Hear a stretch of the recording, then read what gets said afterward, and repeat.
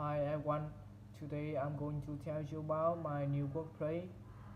I work in a small workshop in Haiphong. In my workplace, I have got a frying cabinet, monitor, spanner, fryer, some wrenches, bowl and nuts.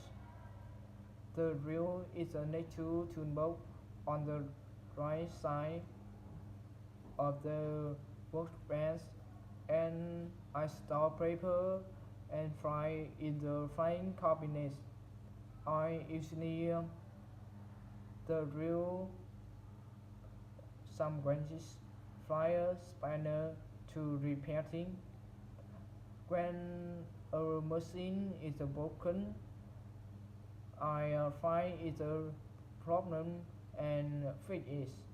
I really like my new workplace because I can how to repair it right, and everyone is very friendly.